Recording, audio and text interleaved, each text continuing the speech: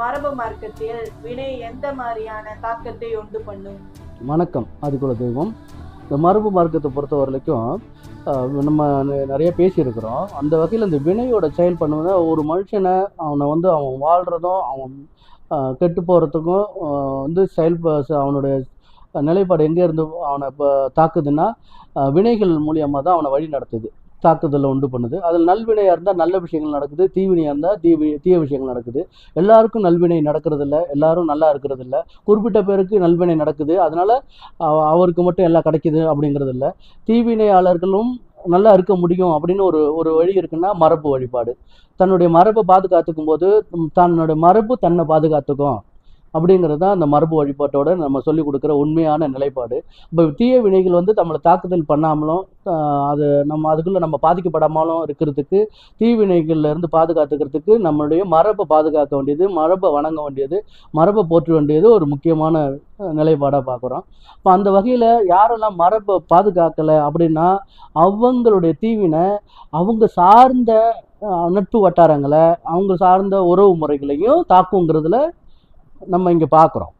அவங்க சொல்லுவாங்கள்ல, இப்போ இவர் வந்த நேரம் எனக்கு நல்ல நேரம், இவர் பார்த்தது எனக்கு சந்தித்தது எனக்கு ஒரு நல்ல நேரமாக அமைஞ்சிச்சு அப்படின்னு சொல்கிற அதே வாங்கி இவரை பார்த்த பிறகு தான் என் வாழ்க்கையே வீணாக போச்சு அப்படின்னு. இப்போ இந்த இடத்துல எப்படி அவரை பார்த்து அவர் சந்தித்த பிறகு, அவர் கூட உறவு வச்சுக்கிட்ட பிறகு, அவருடைய தொடர்பு வச்சுக்கிட்ட பிறகு எப்படி இவருக்கு பிரச்சனை உருவானுச்சு, இல்லை அவருக்கு எப்படி நன்மைகள் நடந்துச்சு அப்படின்னு பார்த்தா, ஒன்று அவர் நல்வினை ஆளாக இருந்திருப்பார், அதனால இவங்களுக்கு நல்லது நடந்திருக்கும். இல்லை தீவினை ஆளாராக இருந்திருப்பார், அதனால இவங்களுக்கு தீவினை நடந்திருக்கும். இப்போ அந்த இடத்துல தான் நம்ம முன்னோர்கள் பார்த்து நல்வினை நடந்துட்டா பிரச்சனை இல்லை, தீவினையாக இருக்கும்போது உங்க கூட இருக்கிறவங்களும் பாதிக்கப்படுவாங்க, அதனால உன் மரபு மூலியமாக தீவினையிலேருந்து உன்னை பாதுகாத்துக்கோ, அப்போ உங்க கூட இருக்கிறவங்களுக்கு அது தொல்லையா மாறாது அப்படிங்கிறதுனால தான் குலதெய்வ வழிபாட்டை எடுத்து கொடுத்தாங்க.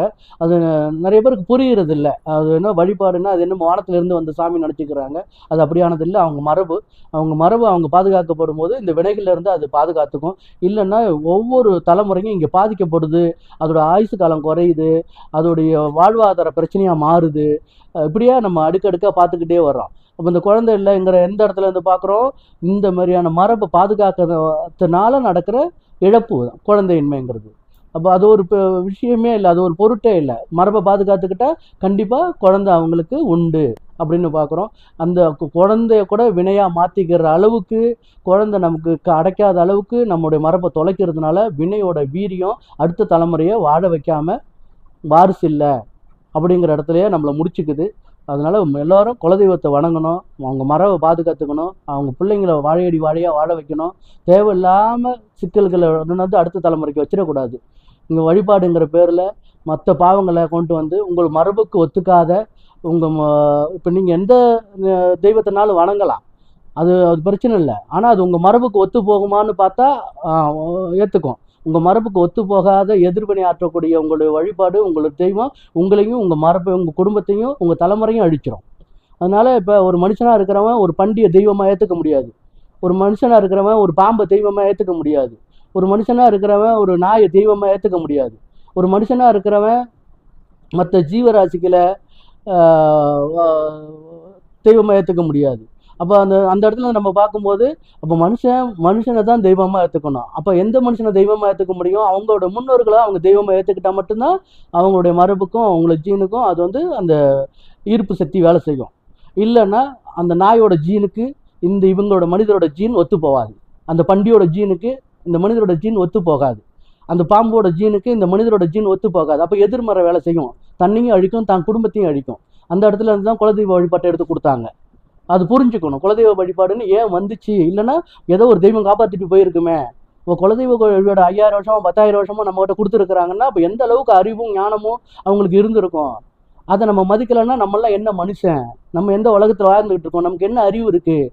முன்னோர்கள் கொடுத்ததை மதிக்க தெரியாத நம்ம ஒரு முட்டாளாக மாறிக்கிட்டு இருக்கோமே, அறிவியலுங்கிற ஒரு போர்வைக்குள்ள மாட்டிக்கிட்டு அப்படின்னு பார்க்கணும். ஏன்னா எல்லாமே அறிவியல் தான், இந்த ஈர்ப்பு சக்தின்றதான் அறிவியல் தான். இப்போ எதை ஈர்க்க போகிறீங்க?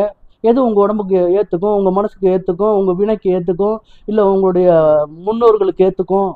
அப்போ ஏற்றுக்காத விஷயங்கள்லாம் உங்களுக்கும் உங்கள் பிள்ளைங்களுக்கும் நீங்கள் பண்ணி வச்சுட்டு போகிற பாவம் தானே.